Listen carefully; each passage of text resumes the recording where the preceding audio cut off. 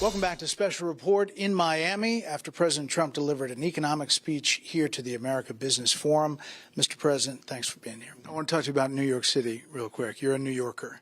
You famously kind of had a fight with Ed Koch back in the 70s and 80s as he was a mayor. He obviously wasn't a democratic socialist, as you call the mayor-elect Zohran Mamdani a communist.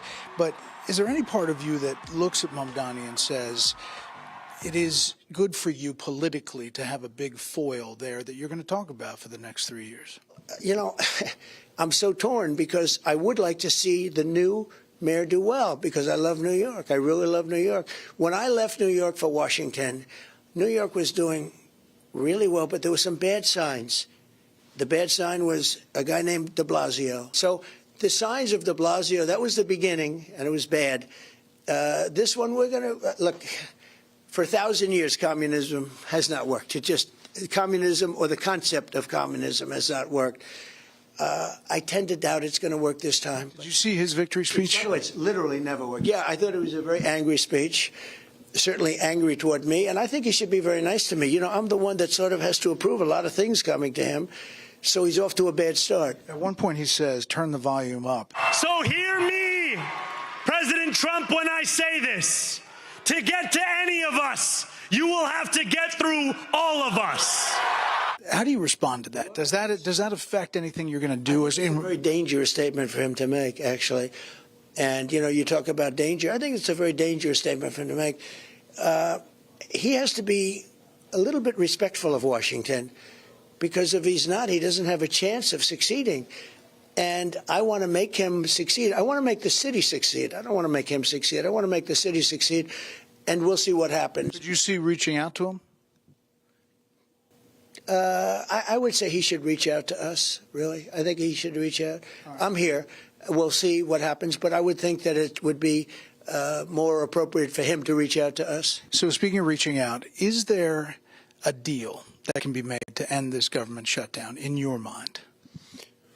Well, I think the Democrats have become radicalized.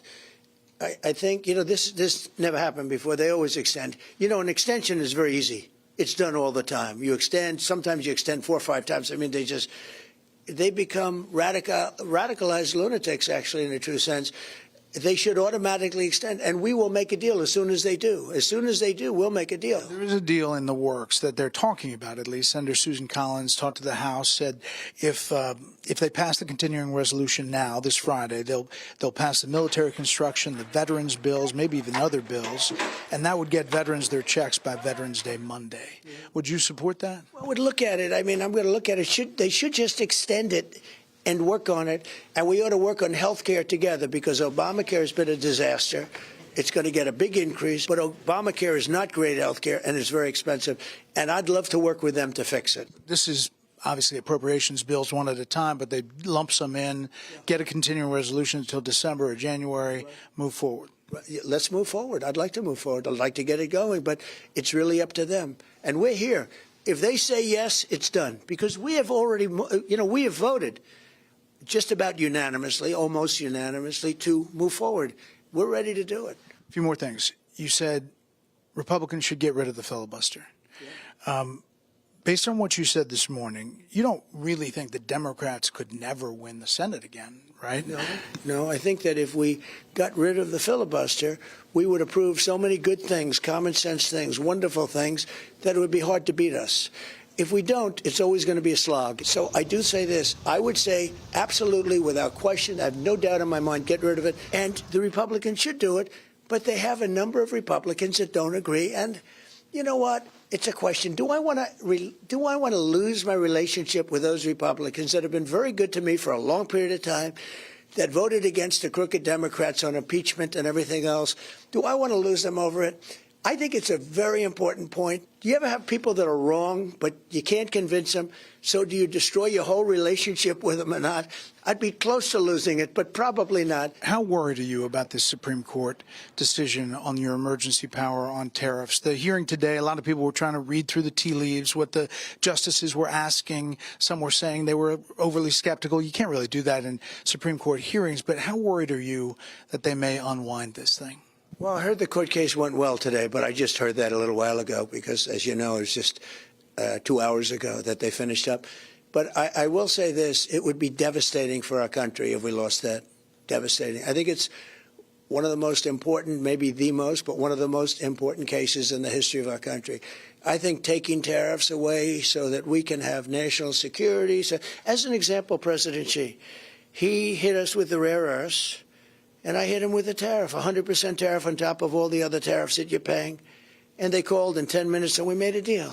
You're saying you're happy with what you came out of it. If I didn't have tariffs, we would right now, the entire world would be in a depression.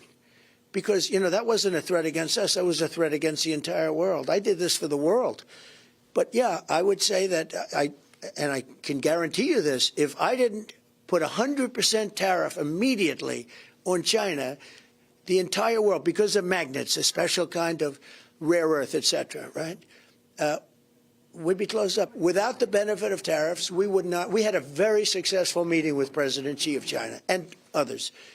And without tariffs, that would not have taken place. Well, we appreciate the time. There's a lot going on all at once. I'd ask you about foreign policy, but I know you have to hit the road. So thank you so much. Thank you very much. Appreciate it. Appreciate it. Hey, Sean Hannity here. Hey, click here to subscribe to Fox News YouTube page and catch our hottest interviews and most compelling analysis. You will not get it anywhere else.